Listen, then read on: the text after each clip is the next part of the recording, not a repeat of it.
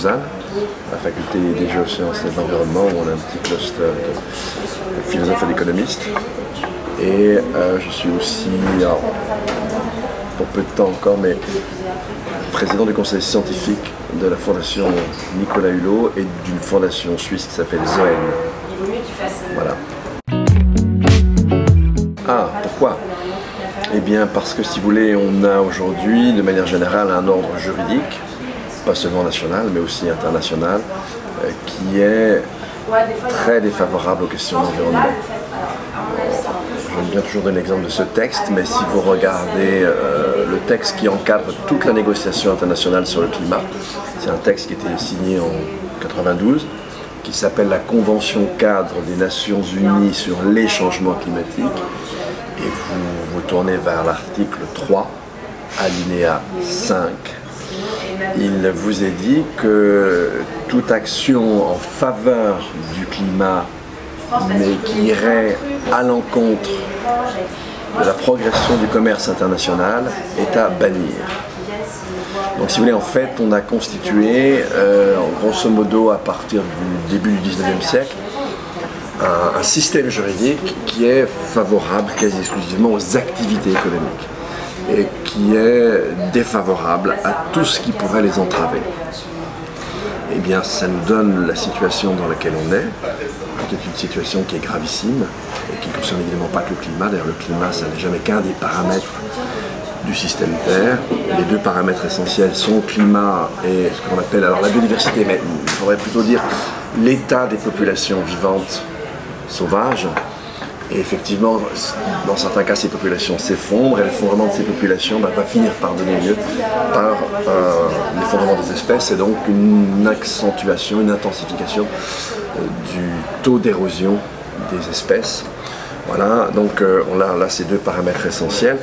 Si on ne fait rien, imaginons qu'on laisse dériver les choses, et quand je dis dériver, c'est pas les laisser dériver très très longtemps, c'est les laisser dériver encore une dizaine d'années, eh bien là ça deviendra très difficile d'être sous la barre des 2 degrés, et quand on dépasse la barre des 2 degrés, premièrement on dépasse, si vous voulez, le tunnel de variation des températures, qui a prévalu dans ce qu'on appelle le quaternaire, c'est-à-dire l'ère dans laquelle on est. Alors, le quaternaire, c'est ce moment de l'histoire de la Terre où vous avez des glaces aux 2 pôles. Et eh bien, pendant ce quaternaire, les températures moyennes n'ont jamais été supérieures à 2 degrés par rapport à ce qu'elles étaient à la fin du 19e siècle. Et quand on passait d'une ère interglaciaire en général courte à une ère glaciaire longue, l'ensemble des espèces se réfugiaient en gros entre les tropiques, si je simplifie un peu. Et donc, voilà, c'est donc toutes les espèces sont adaptées à un tunnel de variation des températures qui ne dépasse pas les 2 degrés. Ça, c'est le premier problème. Deuxième problème, si on dépasse les 2 degrés, eh bien, on risque d'entrer dans des séries de rétroactions positives, vous allez comprendre facilement. C'est quoi le premier gaz à effet de serre? C'est la vapeur d'eau. Quand il fait plus chaud, il y a plus de vapeur d'eau. Quand il y a plus de vapeur d'eau, il fait plus chaud. Quand il fait plus chaud, il y a plus de vapeur d'eau. Et hop, ça monte en spirale. Quand vous faites fondre les glaces estivales de l'Arctique, vous changez l'albédo, c'est-à-dire vous passez d'une couleur claire qui renvoie l'énergie, la lumière et la chaleur, à une couleur sombre, celle de la mer qui l'absorbe. Donc plus ça fond, et plus ça fond, et plus ça fond, et plus ça fond. Voilà. Et donc, et on pourrait très bien se retrouver, si vous voulez, avec ce qu'on appelle une planète chaude. Une planète chaude, c'est largement un peu, enfin c'est au-dessus de 3 degrés d'augmentation. Peut-être 4, peut-être 5, ou 3, 7, que sais-je. Et là, vous auriez une population humaine résiduelle.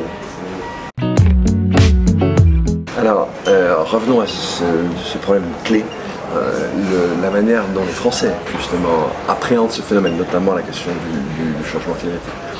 Alors, avant de revenir à ça, j'ai envie de vous dire qu'on est une période charnière. Jusqu'il y a peu, lorsqu'on parlait de climat, on parlait de moyenne de température à la surface du sol, 2 degrés, il ne fallait pas que ça dépasse les 2 degrés. On parlait de ppm, dépasser les 400 ppm, c'est-à-dire partie par million dans un volume d'1 million de molécules d'air, etc., etc. Ou encore de température à la fin du siècle, toute chose qui laissait totalement froid la quasi-totalité des gens et qui ne comprenaient pas d'ailleurs en fait. Et comme on leur disait à la fin du siècle, ils avaient l'impression que bon, on verra bien, on réagira bien un temps, etc. Donc en fait, c'était totalement contre-productif. Et du coup, ça fait 50 ans que les gouvernements sur les problèmes globaux d'environnement ne font rien, ou enfin très très peu, hein, initient des actions mais vraiment très très petites et qui ne sont pas toujours suivies d'ailleurs en fait. C'était pas un problème puisque ça ne débouchait pas sur des conséquences quotidiennes pour les gens. C'est en train de changer. Et on se situe en fait au moment où la courbe qui exprime l'évolution des phénomènes, et je vais les rappeler, est en train de s'accélérer. Et donc le phénomène du changement climatique et les effets du changement climatique, ça n'est pas linéaire, ça va aller croissant, d'accord? De plus en plus vite et de plus en plus fort. Alors c'est quoi les conséquences du changement climatique? Ça va se traduire pour les gens essentiellement en événements extrêmes.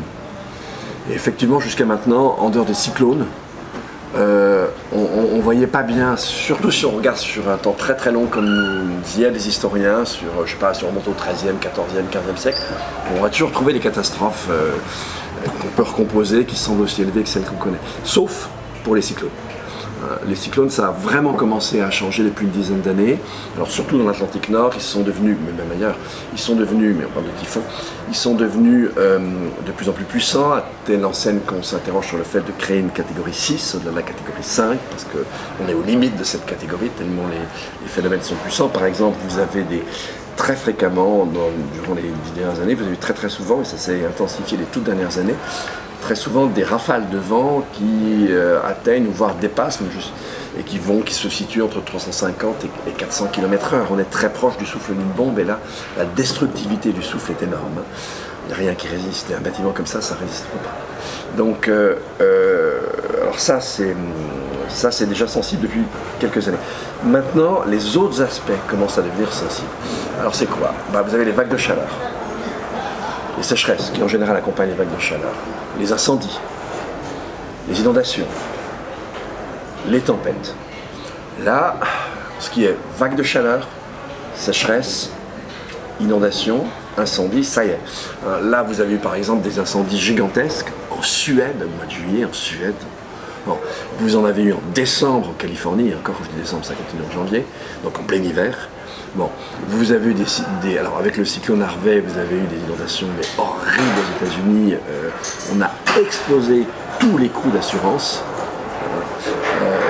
Harvey lui-même, c'est plus de 100, je crois que c'est presque 180 milliards de dollars. En tout cas, c'est plus de 100 milliards de dollars, alors que le coût moyen de toutes les catastrophes naturelles aux États-Unis dans la décennie 80, c'est 3 à 4 milliards de dollars. Continuons sur la vague de chaleur sécheresse, ça se traduit évidemment par des chutes des rendements, notamment des rendements céréaliers.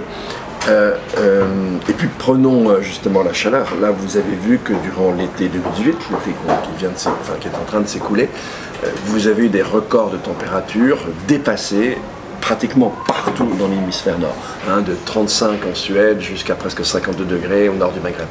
Donc, et puis ça veut dire que des journées à 25 degrés de plus en plus, à 30 degrés de plus en plus, à 35 de plus en plus, à 40 de plus en plus, à 45 et dans certains endroits du monde à 50. Mais avec dans un scénario chaud dont je parlais tout à l'heure, vous pourriez avoir jusqu'à 50 à 55 degrés dans l'est de la France. Donc les moments où on aura, si vous voulez, une température qui ne va pas redescendre la nuit, cet été, beaucoup de gens dans les villes ont vécu des nuits avec une chaleur de 31, 30, 29 dans leur appartement. On ne tient pas très très longtemps en termes sanitaires. Donc là, le changement climatique, ne serait-ce que par ces phénomènes, il y en aurait d'autres, mais commence à devenir sensible pour les gens. Ils commencent à vivre, à faire l'expérience du tout début. Mais le tout début est déjà pas très drôle et pas très agréable. Donc ils imaginent que ça ne va pas aller en s'améliorant. Et là, ça va commencer à les toucher. Et là, on rentre dans une période totalement nouvelle. Jusqu'à maintenant, on ne faisait rien, ça ne se voyait pas. Maintenant, ça va se voir. On rentre dans cette nouvelle époque où les choses vont devenir de plus en plus sensibles. Non, alors c'est pas dans un mois, c'est déjà on va expérimenter chaque été. Si vous voulez, jusqu'à maintenant, l'été c'était vraiment la saison très sympa. C'est la saison des vacances, c'est la saison où on se repose, on se débat. Si vous avez pratiquement pendant un mois une chaleur qui ne descend pas en dessous de 35 degrés avec des pointes à plus de 40 et des nuits qui redescendent très peu, l'été ça va devenir la saison qu'on craint le plus. la saison qu'on redoute, la saison où on suffoque. Dans le genre changement, c'est pas mal. Et c'est ça qui est en train d'arriver. Alors, je vous dis, ben voilà, ça vient progressivement en s'accélérant, mais disons, on pourrait... vous voyez, là, on est à, en gros, 1 degré, 1 dixième de plus par rapport aux températures moyennes de la fin du 19e siècle. On pourrait être à 2 degrés, toujours avec le même référentiel, dans 20, 25 ans. Et donc là, vous avez vu déjà 1 degré, 1, ce que ça donne. Donc vous imaginez ce que ça va donner. Et là, en 20 ans, c'est-à-dire effectivement, ça va beaucoup plus vite. Mais je ne peux pas vous dire plus précisément. Donc, tous ces phénomènes sont présents maintenant, voilà, vont aller en s'aggravant, voilà, en s'accélérant. Alors, est-ce que amender un bout de constitution à l'échelle d'un pays, c'est quelque chose d'utile? Alors, amender un bout de constitution à l'échelle d'un pays, c'est refaire en chemin inverse ce qu'on a fait à compter du 19e siècle. Et quand vous voyez à quel point ça a réussi, on a les résultats aujourd'hui, on peut se dire que faire le chemin inverse, évidemment, il faut bien commencer de quelque part, mais quand un pays commence, c'est plus facile pour d'autres d'y aller, etc. Après, ça fait boule de neige. Il ne faut pas se poser, ouais, on est les premiers, attendons les autres. Ben non, on a fait rien. Donc on y va. Et on amorce un changement. Alors, toute la difficulté, vous l'avez bien compris, c'est que ce genre de changement est lent, alors que le phénomène va rapidement. Mais on a pour nous qu'il s'accélère et qu'on peut quand même imaginer qu'on n'est pas totalement idiot et cynique, encore qu'on peut s'interroger, et qu'on finira quand même par bouger. Tout dépend de la manière dont ça passe. En fait, le texte tel qu'il avait été soumis et repris par le Parlement, en l'état de la discussion aujourd'hui, c'est pas du tout la formulation qu'avait retenue Nicolas Hulot, où il s'agissait de dire que la République garantit ou assure. Je crois que le texte, j'espère ne pas dire de bêtises, en tout cas c'est pas ça, mais c'est agit, ce qui mange franchement pas de pain, et ce qui ne changerait pas beaucoup les choses. Alors ça serait un peu mieux que de mettre ça à l'article 34 de la Constitution. Là c'est vraiment se moquer du monde, hein. C'est d'un cynisme radical. Bon, mais c'est très mou comme changement. En fait, le problème, c'est pas simplement de le mettre à l'article 1, c'est comment on le met et avec quels mots. Il y a des mots qui vont avoir un effet juridique fort, il y a des mots qui auront très peu d'effet. Il faut bien voir que là, on doit lutter contre une tendance extrêmement forte, qui n'est pas qu'une tendance nationale, qui est une tendance internationale. Si vous vous dotez d'instruments juridiques faibles,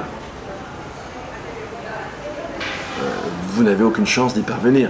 Il faut que la réforme juridique que l'on va pouvoir atteindre, si je tentais qu'on le fasse, je vous l'ai dit, je n'étais même pas sûr que ce projet de réforme constitutionnelle soit repris par le gouvernement, mais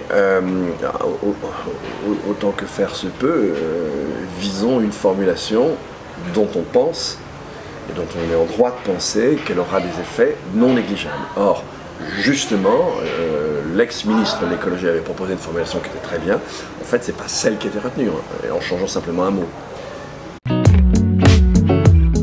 Si on veut vraiment changer, eh bien, on n'y parviendra que si vous avez de larges secteurs et divers de la société. Donc évidemment, les associations, elles sont un peu à la pointe, celles qui portent un peu la conscience, qui font les propositions. Mais si derrière, par exemple, des entreprises, pas les entreprises, hein, elles ne répondent pas, mais des entreprises ne suivent pas, c'est très gênant. Parce que, en même temps, alors, c'est compliqué, hein, il va falloir vraiment changer nos modes de vie, changer de civilisation. Il faudra le faire très vite, il faut le faire le plus vite possible. Hein, je vous ai rappelé qu'en fait, on a 10 ans pour essayer d'éviter la grosse catastrophe. Et en fait, il faudrait qu'on réduise grosso modo, à partir de maintenant, nos émissions chaque année de 4%, alors que l'an dernier, à l'échelle mondiale, elles ont augmenté de plus de 2%, pour la France de plus de 3%. Donc vous voyez qu'on en est très très loin. Et ça, on ne le fait pas, si vous voulez, en faisant s'effondrer tout de suite le pays quand même. Hein. On le fait en amorçant un virage assez serré, mais il faut que quand même une grande part amorce le virage. Et donc si on n'a aucune entreprise qui soutient, on va avoir du mal. Déjà, je le répète parce que souvent les gens font l'erreur. Le problème, c'est pas la planète, hein. C'est sauver les êtres humains et puis sauver les autres espèces quand même. On va crever aussi si les autres espèces ne vivent pas. Donc c'est ça l'enjeu. Et effectivement, la difficulté, c'est qu'il faudrait aller très très vite, qu'il faudrait changer très très vite. Là, on n'a rien fait depuis des décennies. On arrive vraiment tout proche du seuil de très grande dangerosité. Hein. C'est-à-dire qu'on a au mieux 10 ans pour tenter de ne pas atteindre ou dépasser ce seuil. Donc c'est que on y parvienne et que la planète reste viable pour un grand nombre d'êtres humains. Voilà, c'est ça qui me semble important.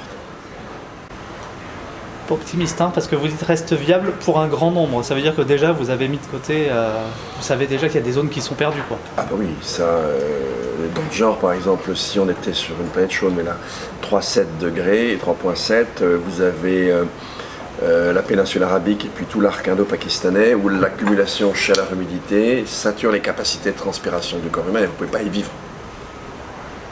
Et surtout, moi, ce qui m'inquiète énormément, c'est l'affaiblissement de la production alimentaire.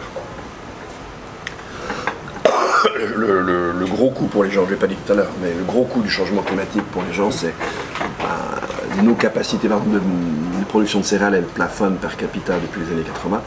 Là, elles vont maintenant commencer à diminuer et sensiblement. Donc un retour de famine dans certains Ah oui, alors des famines dans la décennie ou les 2 décennies qui viennent, ce serait extraordinaire s'il n'y en avait pas. En tout cas, c'est pas probable. La probabilité. Dans des régions potentiellement qui n'ont pas forcément connu de famine. Oui, mais même ici, je vais vous donner une indication.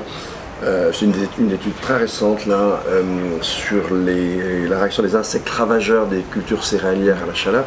Les insectes, à la différence des mammifères, ils n'ont pas une température constante, ils vont évoluer en fonction de la température extérieure. Mais en revanche, ils ont un tunnel. Et si on excède ce tunnel, il y a des changements. Et par exemple, ça ne sera pas très sensible dans les zones tropicales, etc., parce qu'ils sont déjà au-dessus du tunnel. Mais nous, en revanche, on va atteindre le haut de ce tunnel. Et là, l'effet, c'est que les ravageurs ont un appétit d'enfer. Et donc, ils vont détruire beaucoup plus nos cultures. Voilà, c'est un indice parmi d'autres. Voilà. C'est vraiment le cercle vicieux. Non, c'est dans le cercle vertueux. Non, c'est si vous voulez, encore une fois, le climat, c'est pour ça qu'il ne faut pas le distinguer du vivant. Le climat, ça veut simplement dire les conditions d'épanouissement de la vie sur Terre. Et ce qu'on est en train de faire, c'est de compromettre les conditions d'épanouissement de la vie sur Terre, lequel vivant est déjà en très mauvais état. C'est ça qu'il faut avoir en tête. Non, tout n'est pas perdu, ça c'est très important. Si vous voulez, la marge d'action, elle reste très importante. Simplement, même si on est très efficace, de toute façon, la planète ne nous offrira pas les mêmes conditions à la fin du siècle que maintenant. Quand je dis à la fin du siècle, je suis généreux, dans les prochaines décennies. Ça, de toute façon, ça c'est trop tard. En revanche, il n'est pas trop tard pour éviter les scénarios les plus destructeurs. Alors, faisons bien attention, par rapport à nos problèmes, les individus ne sont pas égaux. En pouvoir d'achat, si je regarde les aspects biodiversité, ça joue moins comme ça, parce que dès que quelqu'un naît, il a besoin d'une certaine superficie, donc artificialisation, machin, et puis un riche ne va pas manger 100 fois ce que mange un pauvre, il va crever la première journée. En revanche, en termes de flux de matière et de flux d'énergie, un riche peut, oui, alors émettre 100 fois plus qu'un pauvre, même beaucoup plus que 100 fois plus. Donc ça c'est une chose à savoir. Je donne un simple chiffre, 50% des émissions de gaz à effet de serre au monde sont dues à 10% de la population. Et ces 10% vous les retrouvez dans tous les pays, c'est les plus riches de partout. Donc ça c'est la première chose à bien comprendre et à bien savoir. Alors ensuite, toutes les initiatives sont très importantes. Les initiatives, elles montrent que certaines choses sont possibles. Ensuite, vous pouvez les transcrire dans la loi, etc. Mais il y a parfois une illusion, et évidemment, puisqu'on parle de constitution, c'est le moment de la signaler, cette illusion. Une illusion à croire qu'à petits coups individuels, on fait tout. Non, on va toujours ne toucher que des minorités. Et ce qui est très important, à un moment donné, c'est qu'il faut toucher le grand nombre. Et le propre du politique, c'est qu'il touche le grand nombre. Donc, on n'échappera pas à des changements politiques. Ah oui, si c'est le grand nombre qui le fait, ça a même un impact très lourd, très lourd. Imaginez effectivement que la consommation de viande dans nos pays, et puis dans les pays émergents où elle augmente en ce moment, diminue de manière drastique. Voilà, l'élevage, c'est presque un tiers, c'est énorme en termes d'émissions.